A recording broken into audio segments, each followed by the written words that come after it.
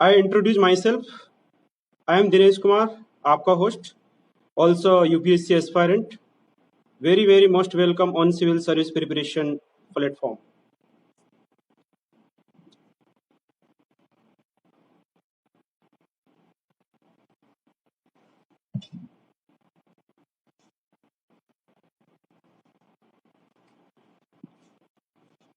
तो गाइस, आज का जो चर्चा का जो विषय होने वाला है वो है कि यूपीएससी की तैयारी कैसे की जाए, या यूपीएससी की प्रिपरेशन के दौरान कौन कौन से चैलेंजेस जो हम फेस करते हैं उसके बारे में, और जो यूपीएससी एस्पिरेंट्स है उनके काफ़ी सारे जो डाउट्स है और काफ़ी सारे उनके जो क्वेश्चंस है उसके बारे में। और आज के हमारे जो गेस्ट है श्री अभिनव सक्सेना सर, जो कि IAS 2017 बैच के IAS ऑफिसर है इंडियन इंफॉर्मेशन सर्विस के। तो उनकी उनकी यूपीएससी की जर्नी के बारे में, उन्होंने कैसे प्रिपरेशन करी उसके बारे में हम आज जानेंगे।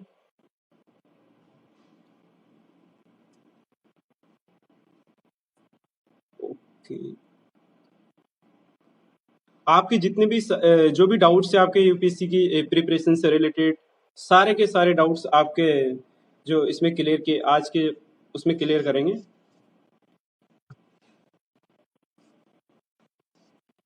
तो आज के हमारे जो गेस्ट है उनके इंट्रोडक्शन के बारे में थोड़ा सा बताना चाहूंगा कि आज के हमारे जो गेस्ट है वो अभिनव सक्सेना सर है, जो कि 2017 IAS ऑफिसर है, इंडियन इंफॉर्मेशन सर्विस के ऑफिसर है, और right now posted as assistant director in Ministry of Information and Broadcasting में IAS ऑफिसर के रूप में कार्यरत है। तो चलते हैं उनसे, जानते हैं कैसे यूपीएससी की प्रिपरेशन के उन्होंने अपना जो जर्नी है वो कैसे स्टार्ट करी, और कितने अटेम्प्ट देने के बाद उनका जो जर्नी वो कैसे रही, और जॉब का जो प्रोफाइल है उसकी सबके बारे में हम जानते हैं। तो लेट्स ज्वाइन। जैसा कि गाइस आप सब जानते हैं कि आज के हमारे जो गेस्ट है वो श्री अभिनय सक्सेना सर, जो कि 2017 बैच के IAS ऑफिसर है, और right now assistant director in Ministry of Information and Broadcasting में एज ए IAS ऑफिसर के रूप में काम कर रहे हैं। तो सर, आज का हमारा जो सेशन होने वाला है उसके जो डिस्कशन की जो चर्चा के जो विषय है वो यूपीएससी को लेके, कि यूपीएससी की प्रिपरेशन के दौरान जो एस्पिरेंट्स होते हैं उनको क्या क्या चीजें, जो चैलेंजेस जो फेस की उनको उनके जो रास्ते में आते हैं, या उनको कौन कौन सी चीजों का सामना करना पड़ता है। और सर, आपकी जो यूपीएससी की जो जर्नी रही है और आपका जो जॉब प्रोफाइल है IAS में, सर मैं ऐसे तो नहीं बोलूंगा कि काफी न्यू सर्विस है, 1960 में स्टेबलाइज है सर, लेकिन IAS IPS या IRS या IFS के कंपेरिजन में तो इसमें काफी जो एस्पिरेंट्स है वो अछूते हैं इससे।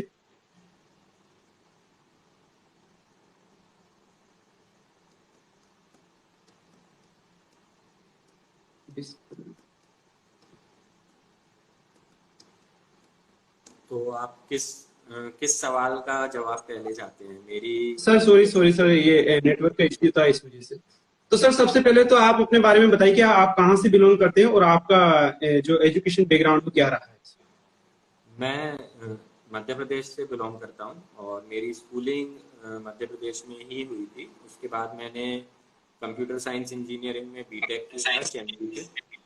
उसके बाद मैंने 2 साल IT इंडस्ट्री में जॉब भी किया था, और उसके बाद मैंने MBA किया था public spaces management and governance में।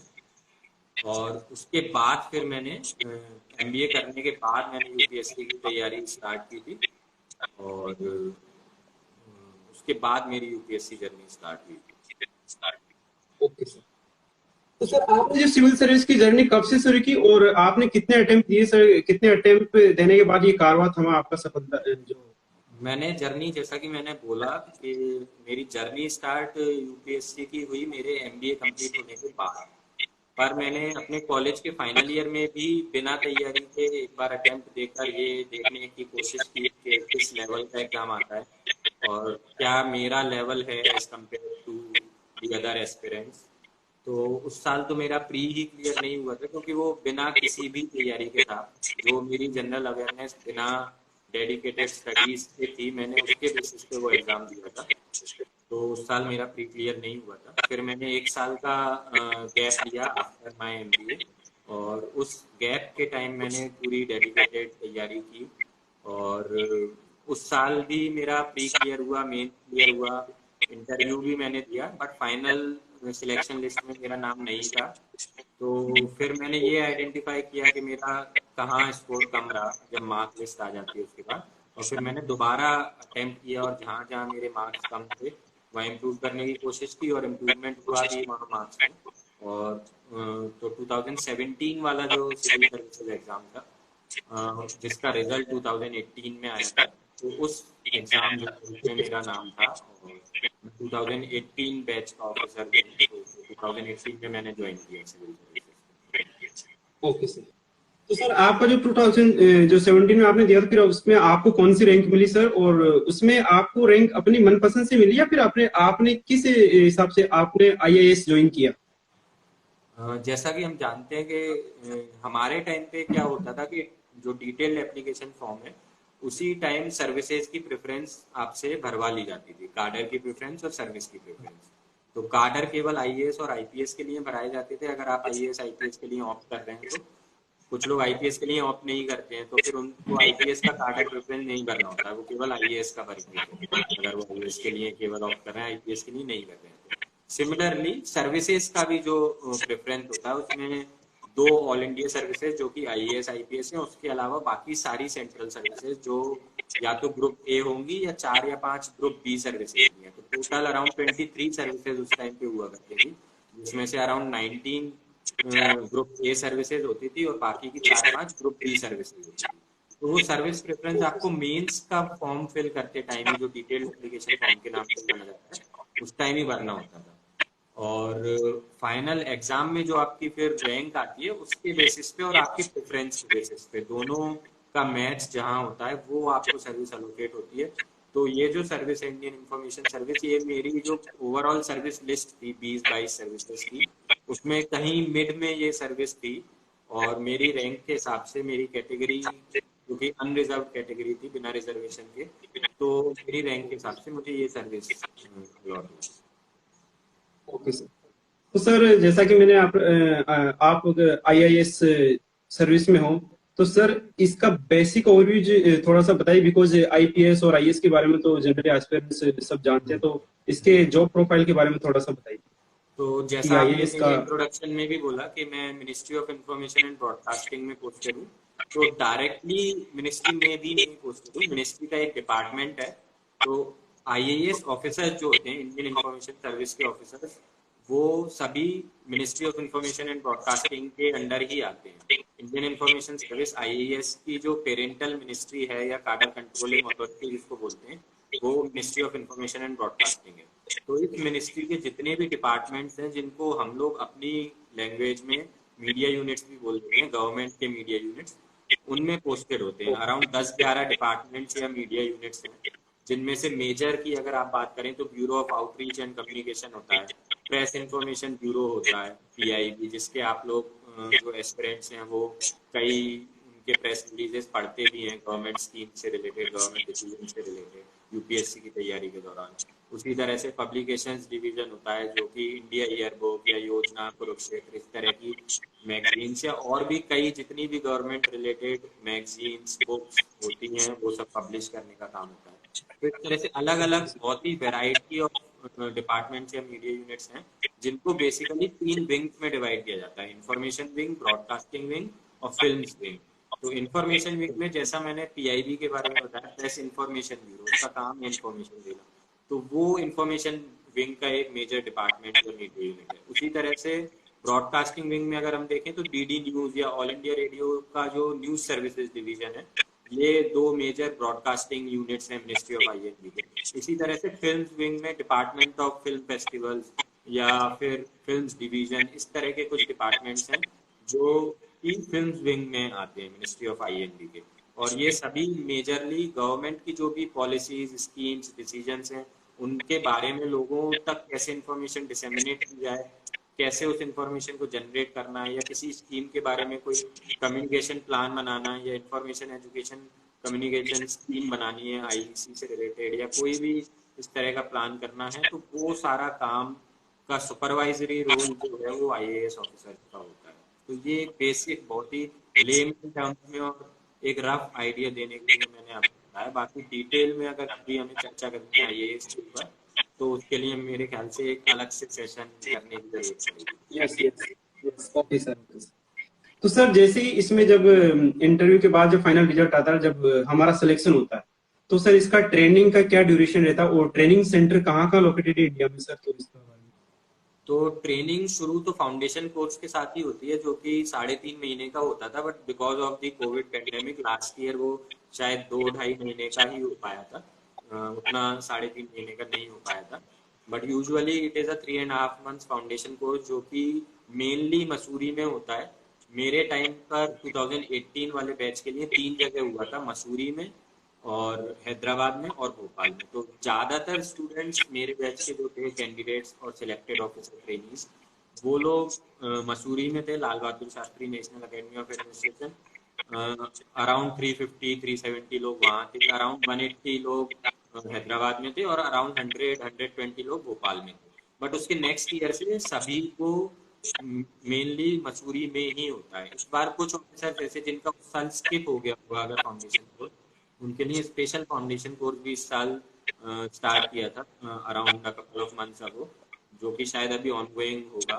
वो हैदराबाद में हुआ है। तो ऐसे 2-3 मेन अकेडमीज, इनमें से मेनली हम लोग या सबसे ज्यादा पॉपुलर सोशल मीडिया वगैरह पे या एस्पिरेंट्स के बीच में मसूरी की लाल बहादुर शास्त्री एकेडमी है। बाकी 2 अकेडमी भी इक्वली गुड हैं in terms of infrastructure, in terms of pedagogy, जो कोर्सेज हैं, स्टडी मटेरियल है, फैकल्टी का जो लेवल है, वो सभी सेम ही है, क्योंकि सभी जगह पे सिविल सर्विसेज के ऑफिसर्स ही आते हैं मोस्टली पढ़ाने, या और भी जो फील्ड्स के एक्सपर्ट होते हैं वही आते हैं। और इंफ्रास्ट्रक्चर सभी जगह पे वर्ल्ड क्लास है और वो इक्वली गुड है सभी जगह। और बाकी अगर बात करें अगर हम स्पेसिफिकली हमारी सर्विस की, इंडियन इंफॉर्मेशन सर्विस की, तो फाउंडेशन कोर्स के बाद एक इंडक्शन ट्रेनिंग प्रोग्राम होता है जो 9 मंथ्स का दिल्ली में होता है। हमारी जो सर्विस की ट्रेनिंग अकेडमी है वो न्यू दिल्ली में ही बेस्ड है, Indian institute of mass communication. और जैसे फॉरेन सर्विस की भी जो ट्रेनिंग अकेडमी है आईएफएस की, वो भी हमारी एकेडमी के काफ़ी क्लोज है। सिमिलरली सिविल अकाउंट्स जो सर्विस है आईसीएएस, उसकी जो ट्रेनिंग अकेडमी है वो भी हमारी सर्विस ट्रेनिंग अकेडमी के काफ़ी पास है। तो ये with in vicinity 3-4 training academy हैं, 3-4 सिविल सर्विसेज की। तो वो काफ़ी एक अच्छा इंस्टीट्यूशनल एरिया है जहाँ पे काफ़ी सारे सिविल सर्विसेज के ऑफिसर्स को ट्रेन किया जाता है। Okay sir. तो सर जैसे कि आपने पहले बताया, वैसे तो मैं वापस से जानना चाहूंगा कि मतलब इसमें जो जो जॉब का वर्किंग क्राइटेरिया क्या होता है और प्रमोशन की जो पॉसिबिलिटीज है, मतलब एक कहा जाता है कि कहाँ तक टच कर सकते हैं टॉप पोस्ट तक, तो सर उनके बारे में थोड़ा सा बताइए कि तो जॉब प्रोफाइल बेसिकली जिन विंग्स में मैंने डिवाइड किया था, इंफॉर्मेशन, ब्रॉडकास्टिंग और फिल्म विंग, उन्हीं से रिलेटेड जॉब प्रोफाइल है। तो अगर इंफॉर्मेशन विंग के आप किसी डिपार्टमेंट में है तो आपका मेन गोल होगा जो गवर्नमेंट की पॉलिसीज, डिसीजंस या स्कीम्स हैं उनके बारे में इंफॉर्मेशन लोगों तक पहुंचाना। वो किस फॉर्मेट में आप पहुंचा रहे हो it will depend upon the department जिसमें आप पोस्टेड हो। अगर आप प्रेस इन्फॉर्मेशन ब्यूरो में पोस्टेड हो तो आपका काम है प्रेस तक, यानी कि जो मीडिया है उस तक वो इन्फॉर्मेशन पहुंचाना, जिससे मीडिया फिर अपने सभी प्रिंट मीडियम में या इलेक्ट्रॉनिक मीडियम में उसको पहुंचा सके। सिमिलरली अगर आप ब्यूरो ऑफ आउटरीच कम्युनिकेशन में पोस्टेड हैं तो आपका काम आउटरीच का है, मतलब बेसिक ग्रास रूट लेवल तक उस इन्फॉर्मेशन को पहुंचाना, डायरेक्टली लोगों तक पहुंचाना, केवल प्रेस या मीडिया तक नहीं। तो डायरेक्टली लोगों तक पहुंचाने के लिए आपके पास एडवर्टाइजमेंट का एक स्कोप होता है। एडवर्टाइजमेंट प्रिंट में हो सकते हैं, इलेक्ट्रॉनिक मीडियम में हो सकते हैं, रेडियो पर हो सकते हैं, आउटडोर होर्डिंग्स के फॉर्म में हो सकते हैं।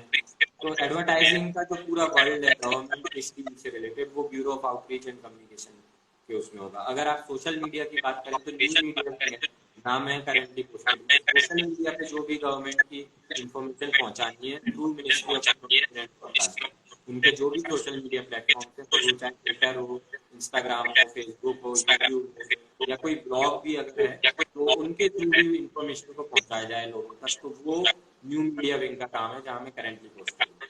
सिमिलरली इसका एक एग्जांपल अगर मैं देना चाहूँ तो लास्ट ईयर जैसे कोविड पेंडेमिक स्टार्ट हुआ तो गवर्नमेंट ने ये नीड फील की कि अब कोविड के बारे में भी लोगों तक ऑथेंटिक इन्फॉर्मेशन पहुंचानी है, क्रेडिबल इन्फॉर्मेशन पहुंचानी है, क्योंकि कई रूमर्स भी आती थी। तो एक तो पीआईबी के अंडर में फैक्ट चेक यूनिट एस्टेब्लिश की गई, वो फैक्ट चेकिंग का काम भी आईएएस ऑफिसर्स के सुपरविजन में होता है, जो पीआईबी फैक्ट चेक यूनिट करती है। It is related only to the government of India related news, उसके अलावा उनका कोई मैंडेट नहीं है। और कोविड से रिलेटेड अगर ऑथेंटिक इन्फॉर्मेशन है तो उसके लिए एक नया dedicated Twitter handle last year launch किया गया, कोविड न्यूज बाय एमआईबी। तो उसके यस। थ्रू कोविड से रिलेटेड जो भी authentic information in the form of various creative videos, graphics या प्रेस रिलीजेस जो पीआईबी हैं सभी के फॉर्म में लोगों तक पहुंचाना। तो बेसिकली अगर देख रहे हैं आप तो यहाँ पर एक जो गवर्नमेंट से इन्फॉर्मेशन लोगों तक पहुंच रही है वो चैनल आईएएस ऑफिसर्स के थ्रू होकर गुजरता है। सिमिलरली लोगों से जो फीडबैक आ रहा है या मीडिया से जो फीडबैक आ रहा है उसको गवर्नमेंट तक पहुंचाना, ताकि गवर्नमेंट उस फीडबैक के बेसिस पे अपने डिसीजंस ले सके, ऑगमेंट कर सके अपने डिसीजंस, और रिस्पॉन्सिव गवर्नेंस का एक मीडियम बन सके। तो वो भी आईएएस के जो डिफरेंट मीडिया यूनिट्स हैं जहाँ आईएएस ऑफिसर पोस्टेड होते हैं उनके थ्रू ही वो फीडबैक चैनल प्रोवाइड होता है। तो आईएएस ऑफिसर बेसिकली गवर्नमेंट और सिटीजन्स के बीच में एक लिंक का या एक ब्रिज का काम करते हैं। गवर्नमेंट की इंफॉर्मेशन लोगों तक पहुंचानी और लोगों के जो फीडबैक, व्यूज, ओपिनियंस उन तक को गवर्नमेंट तक पहुंचाना। Okay sir, okay. मेरी मानसिकता ये थी, या हम लोग जो भी नहीं इसके बारे में नहीं जानते थे तो ज्यादातर यही चीज समझ रहे थे कि एक बहुत छोटा क्राइटेरिया होता है, जैसे लाइक आईएएस या आईपीएस, एक बहुत जो मेंटेलिटी बनी है कि काफी जो ब्रॉड कंसेप्ट है।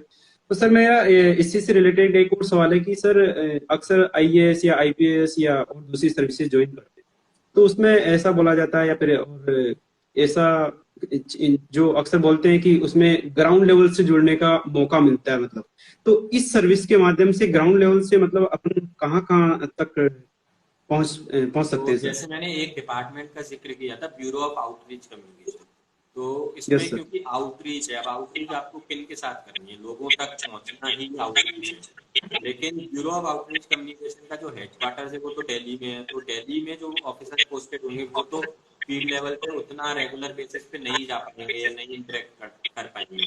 But bureau of outreach communication के फिर हर स्टेट कैपिटल में, स्टेट की मेजर सिटीज में रीजनल आउटरीच ब्यूरोज होते हैं। उन रीजनल आउटरीच ब्यूरोज के भी नीचे फील्ड आउटरीच ब्यूरोज होते हैं जो डिस्ट्रिक्ट लेवल पर होते हैं। तो कई डिस्ट्रिक्ट में ऑल ओवर इंडिया ये फील्ड आउटरीच ब्यूरोज हैं जहाँ पर फील्ड पब्लिसिटी ऑफिसर्स वगैरह पोस्टेड होते हैं, जो कि ग्रुप 3 ऑफिसर्स होते हैं। वो लोग सिविल सर्विसेज एग्जाम के थ्रू नहीं आते, बट उन डिपार्टमेंट्स को, उन आरओबीज को जो हेड करने वाले ऑफिसर्स हैं वो इंडियन इंफॉर्मेशन सर्विस के ऑफिसर्स।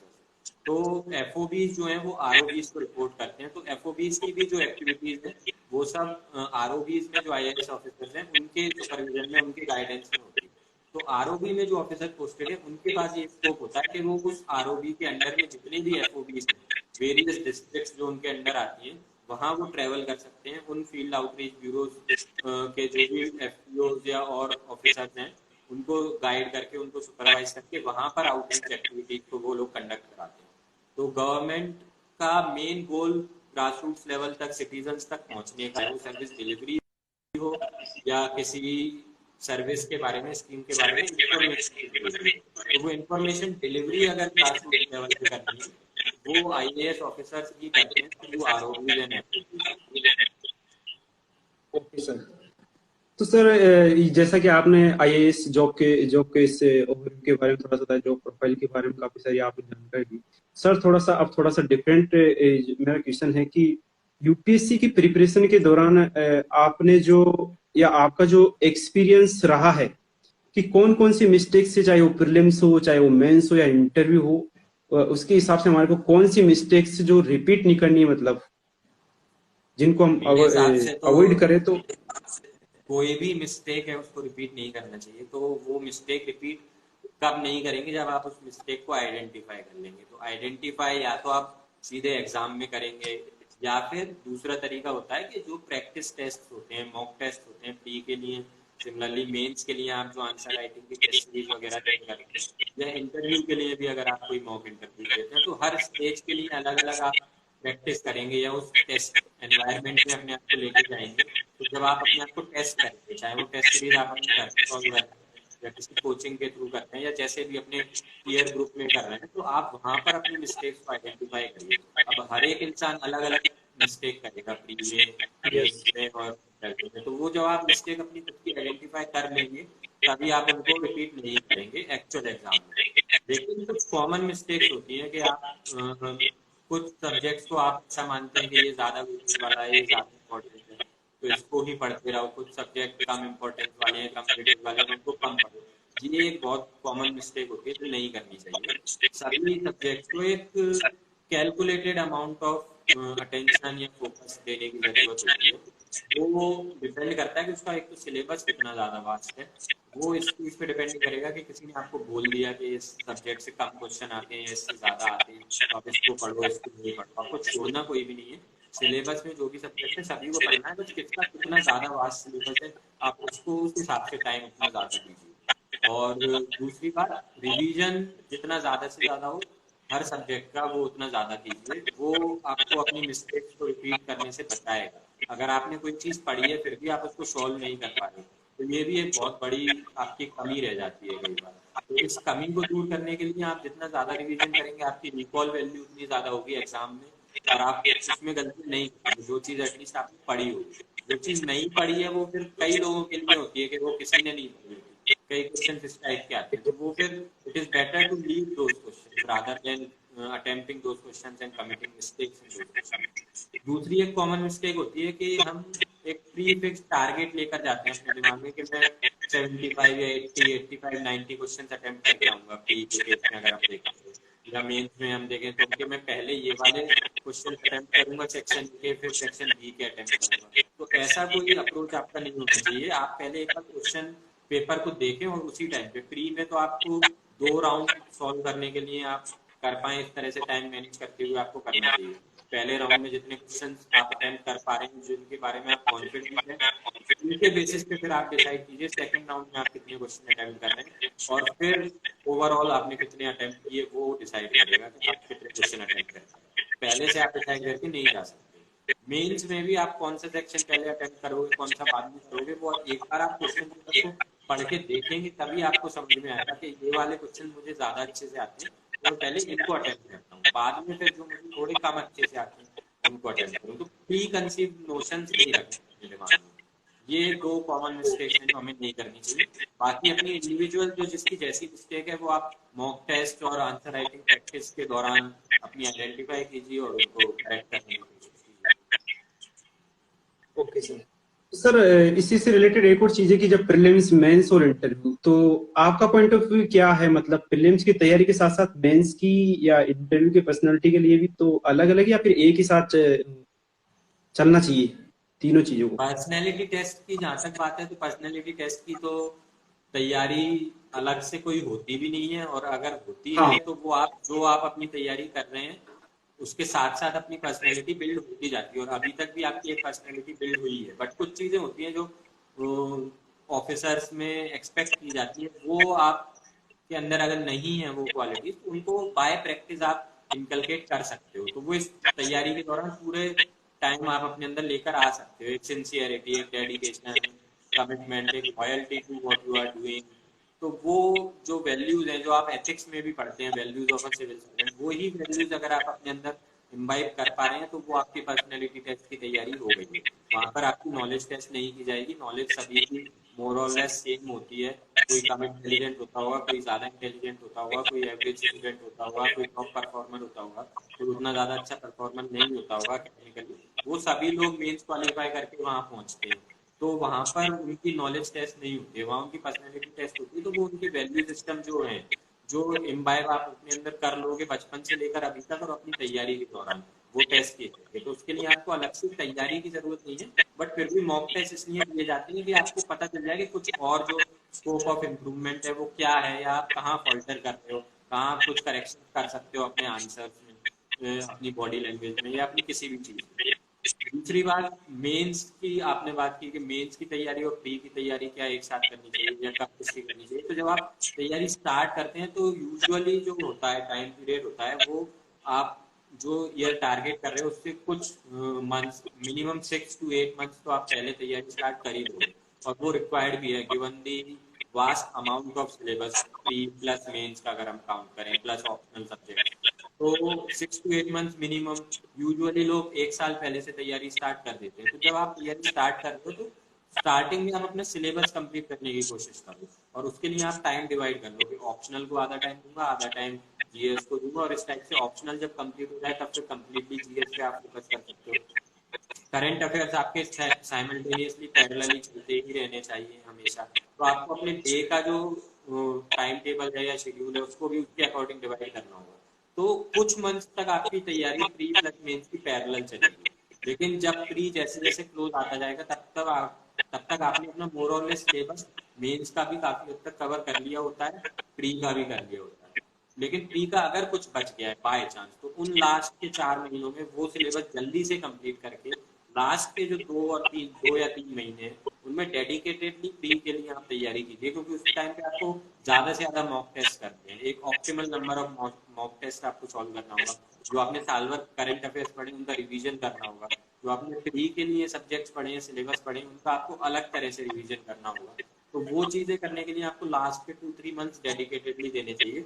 उसके पहले आप प्री प्लस मेंस की तैयारी साइमल्टेनियसली कर सकते हो।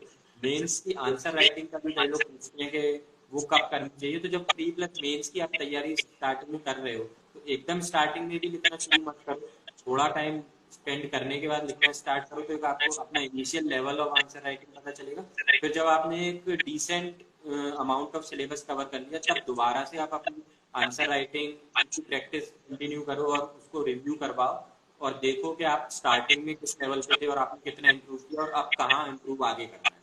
ये आपका प्री की जब डेडिकेटेड तैयारी, उससे पहले 2 राउंड्स ऑफ या 2 स्टेजेस ऑफ आंसर राइटिंग आपकी हो जानी चाहिए। Final stage of answer writing pre का एग्जाम कंप्लीट होने के तुरंत बाद आपको स्टार्ट कर देनी चाहिए, चाहे आप ये सोच रहे हो कि मेरा पता नहीं सिलेक्शन होगा या नहीं ऐड करना, इसमें कुछ ऐड करना चाहूंगा मैं कि सर कभी कभी होता है कि कुछ जो एस्पिरेंट्स होते हैं उनका जो प्री का स्कोर काफी हाई रहता है, लेकिन रिटर्न का जो स्केल है वो नहीं बैठ पाता है, या जो शब्द है वो एक टाइम के ड्यूरेशन के कंपैरिजन में कम लिख पाते हैं, मतलब रिटर्न की स्पीड नहीं आ पाती, तो उसको कैसे मेंटेन किया जाए सर?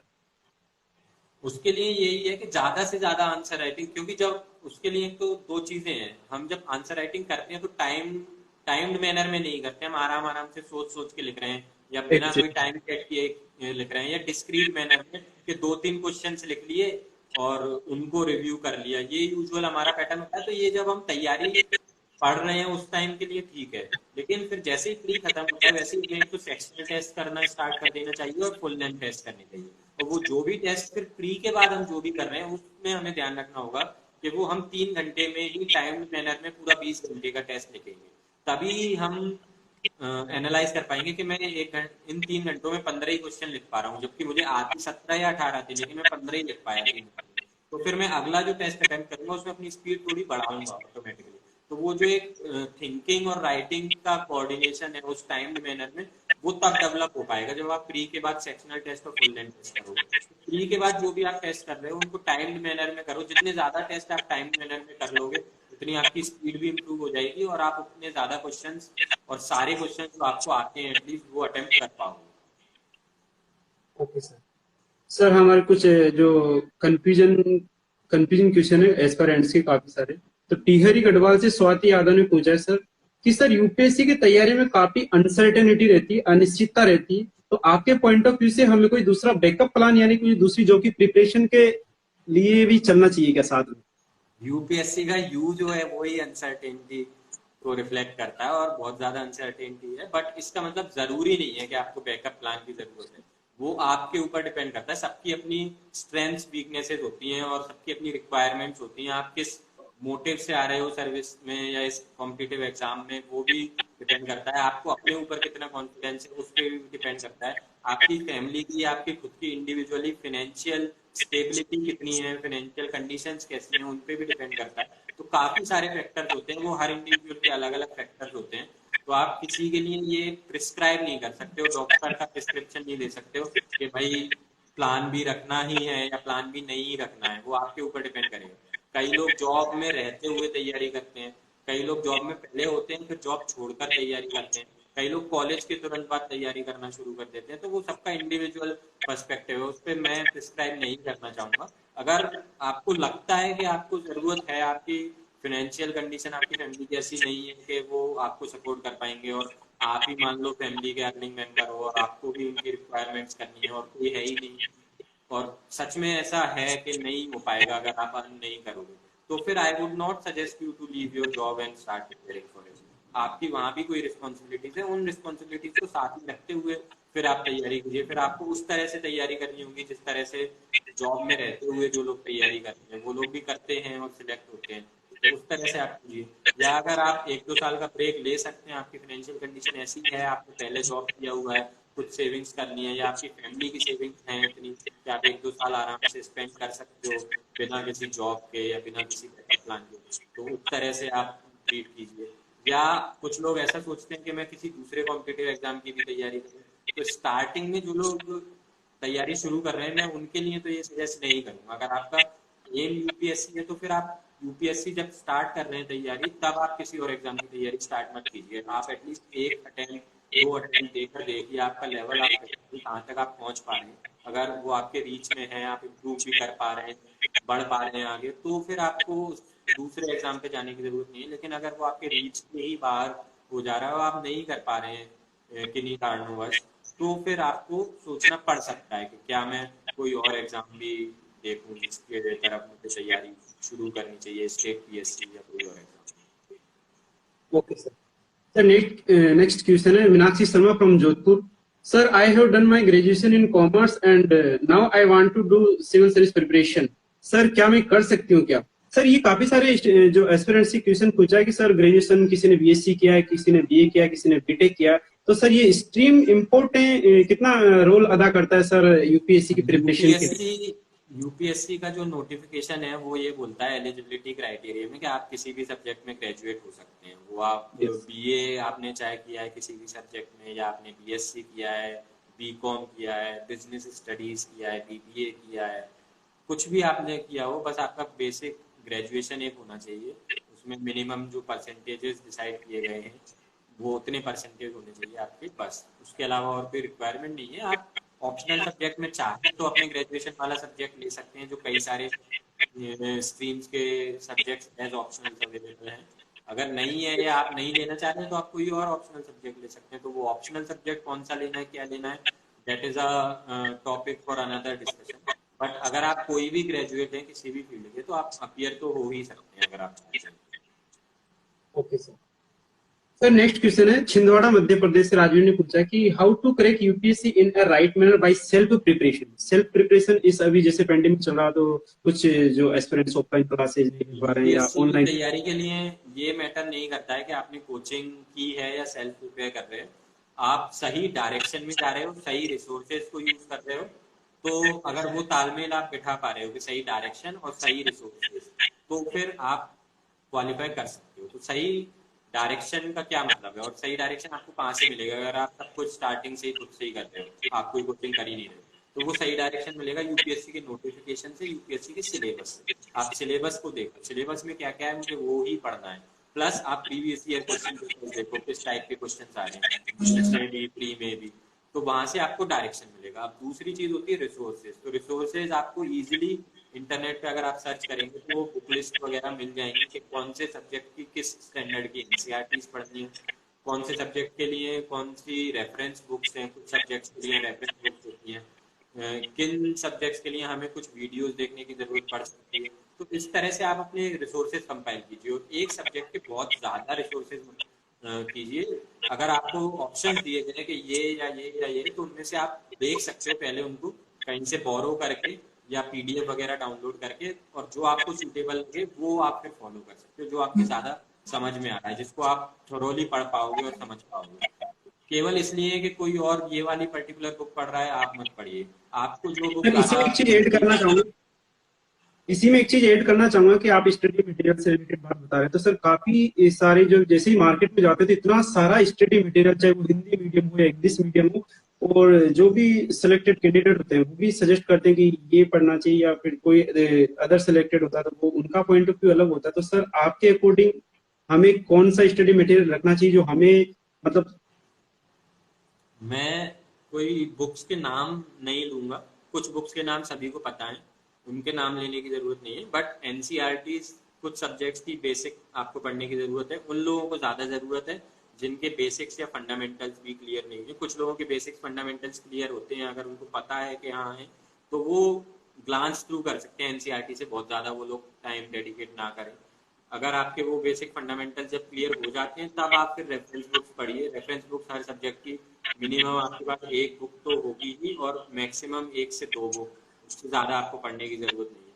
कुछ सीसीआरटी का जैसे एक पीडीएफ वगैरह मिलते हैं, मार्केट में भी मिलते हैं, या आप ऑनलाइन डाउनलोड भी कर सकते हैं आर्ट एंड कल्चर के लिए। इस तरह के आप रिसोर्स मटेरियल यूज कीजिए। पीआईबी के प्रेस रिलीजेज आप यूज कर सकते हैं for government schemes and all. तो इस तरह से आप अपने रिसोर्सेज अलग अलग जगह से लीजिए। किसी पर्टिकुलर अगर आप सिलेक्टेड कैंडिडेट की बुक लिस्ट फॉलो करना चाहते हैं तो you are free to do that, और उसमें कोई बुराई भी नहीं है। बट ऐसा मत कीजिए कि आप एक की फॉलो कर रहे हैं, फिर आप दूसरे की आप उनको दिखती है तो आप उसकी भी फॉलो करने लग जाएं, और आप तीसरे की भी करने लग जाएं।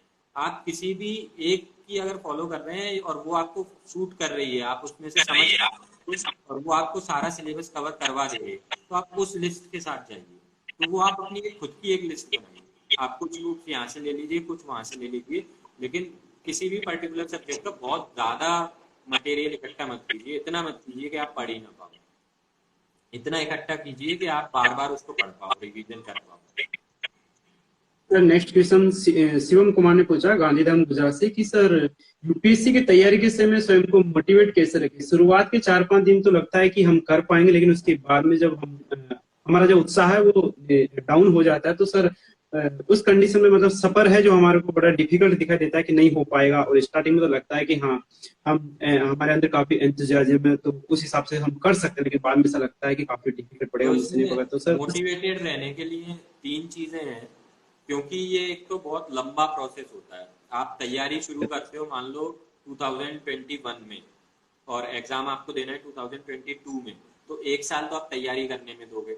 2022 में आप प्री दोगे, उसके 3-4 महीने बाद आप मेंस दोगे, उसके 3-4 महीने बाद आप इंटरव्यू दोगे। तो वो 1 साल आपका एग्जाम प्रोसेस में ही जाएगा, और 1 साल आपने तैयारी में दिया, तो 2 साल तो आपको चाहिए। तो ये आपका एक पहले से माइंड में क्लैरिटी होनी चाहिए कि मुझे 2 साल तैयारी करनी है इसकी। 1 साल केवल तैयारी करनी है और 1 साल एग्जाम प्रोसेस से होके गुजरना है। तो वो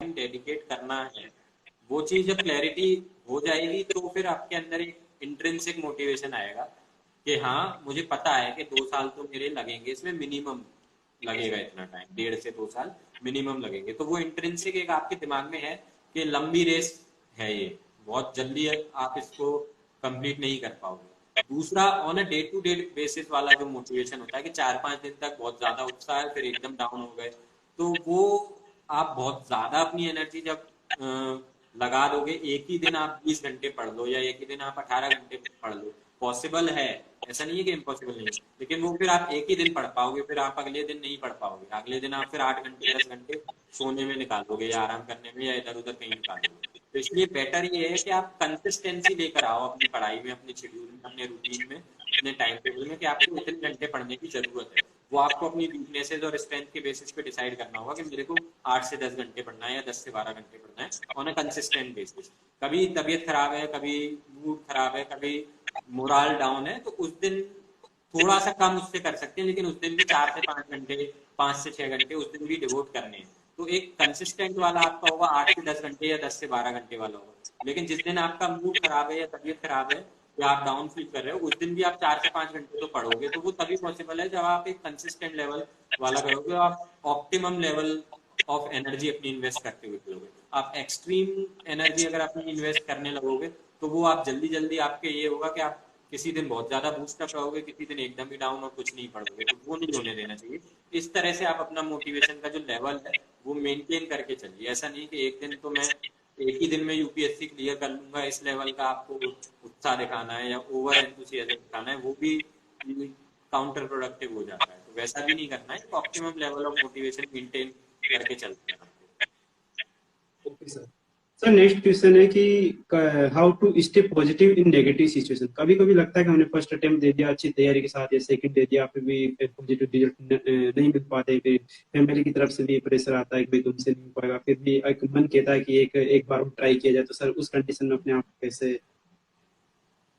संभाला जाए? नेगेटिव सिचुएशंस कई तरह की हो सकती हैं, वो तो आपका नजरिया है देखने का। अगर आप कोविड पेंडेमिक को भी कई लोग नेगेटिव सिचुएशन देखते हैं, कई लोग सोचते हैं कि ये तो पॉजिटिव है कि बाहर जाने की जरूरत नहीं है, यूपीएससी में वैसे भी बाहर जाना अवॉइड ही करते हैं एस्पिरेंट्स, तो कई लोग उसको पॉजिटिवली भी देखते हैं। लेकिन आपके आसपास इतनी ज्यादा नेगेटिविटी है, फिर भी आपको पॉजिटिव रहना है, फिर भी आपको तैयारी करनी है, तो इसलिए आपको कई बार थोड़ा सा उन कंडीशन से डिटैच रखना पड़ता है, अगर वो आपको डायरेक्टली इम्पैक्ट नहीं कर रही। लेकिन अगर डायरेक्टली इम्पैक्ट करने वाली सिचुएशन है, जैसे अटेम्प्ट्स आपके कई बार किसी बार प्री क्लियर हो गया लेकिन मेंस नहीं हुआ, मेंस हो गया तो इंटरव्यू के बाद आपका क्वालिफाई नहीं हुआ, तो आपको उस टाइम पे पॉजिटिव रहने के लिए एक प्रॉब्लम सॉल्वर वाला एटीट्यूड अपने अंदर लेकर आना होता है, जो किसी भी सिविल सर्वेंट के लिए भी जरूरी होता है। तो आपको वो प्रॉब्लम आइडेंटिफाई करनी होती है कि क्यों नहीं हुआ, और वो जो आपने अगर आइडेंटिफाई कर लिया कि इस वजह से नहीं हुआ, इस सब्जेक्ट में मार्क्स कम आए या इस स्टेज पे मार्क्स कम आए, तो आप नेक्स्ट अटेम्प्ट में उस चीज पे फोकस करने की कोशिश कीजिए, और जो स्ट्रांग था उसको उतना ही स्ट्रांग बनाए रखने की कोशिश कीजिए। तो अपने आप आपके अंदर वो पॉजिटिविटी एक आने लगेगी, आपको कॉन्फिडेंस आने लगेगा कि हाँ, मैंने पिछली बार जो गलतियां की थी या पिछली बार जिस वजह से मुझे मार्क्स नहीं आए, इस बार मैंने उस चीज को इम्प्रूव किया है, तो इस बार मेरे उस चीज में मार्क्स बढ़ेंगे और मैं इस बार क्वालिफाई करने के मेरे चांसेस ज्यादा रहेंगे। Okay sir. Sir next question है Rajgiri from Vadodara. Sir UPSC के साथ साथ स्टेट पीसीएस एग्जाम की तैयारी भी कर सकते हैं क्या? इसका मैंने थोड़ा सा आइडिया तो अभी पिछले एक आंसर में दिया था कि जब आप स्टार्ट कर रहे हैं तैयारी, अगर आप पहली बार तैयारी शुरू कर रहे हैं, तो उस टाइम पे आप स्टेट पीसीएस या किसी और एग्जाम के बारे में ध्यान मत दीजिए, अगर आपका अल्टीमेट गोल यूपीएससी है तो। लेकिन आप एक दो अटेम्प्ट दे देते हैं और आपका प्री क्लियर नहीं हो रहा है या प्री क्लियर हो गया, मेंस नहीं हो रहा है, तो मिनिमम 2 अटेम्प्ट्स तक तो आप पहले केवल डेडिकेटेडली यूपीएससी को दीजिए, अगर आपकी कंडीशंस फेवरेबल हैं तो, अगर आपको सपोर्ट आसपास से मिल रहा है तो। और थोड़ा सा पुश कीजिए अपने आप को और कोशिश कीजिए कि यूपीएससी को ही आप डेडिकेट करो, अगर आप कर पा रहे हो तो। लेकिन आप ये रियलाइज कर लेते हो कि नहीं, आपको जिस तरह से यूपीएससी टेस्ट कर रहा है उस टेस्ट में आप नहीं बैठ पा रहे हो, कई आपने प्रयास कर लिए, 3-4 बार भी हो गए, फिर भी नहीं अगर आपका हो पा रहा है, तो फिर आपको ध्यान देने की जरूरत है कि मैं पीसीएस भी एक्सप्लोर कर सकता हूँ या कर सकती हूँ, तो तब आपको। तो सम टेक्निकल इश्यू गाइस। तो आप सभी का जुड़ने के लिए बहुत बहुत धन्यवाद। सिविल सर्विस प्रिपरेशन ऐप में जो हमारे गेस्ट थे अभिनव सक्सेना सर, जिन्होंने अपने इस बिजी शेड्यूल में से हम सबके लिए टाइम निकाला और उनके द्वारा जो भी चीजें, जो भी पॉइंट्स हम सबको बताए, वो जरूर हमारी प्रिपरेशन में एक मील का पत्थर साबित होंगी। और अभिनव सक्सेना सर को भी बहुत बहुत सिविल सर्विस प्रिपरेशन प्लेटफॉर्म की तरफ से शुभकामनाएं उनके फ्यूचर के लिए, आने वाले उनके फ्यूचर के लिए। और आप सभी को जुड़ने के लिए भी बहुत बहुत धन्यवाद।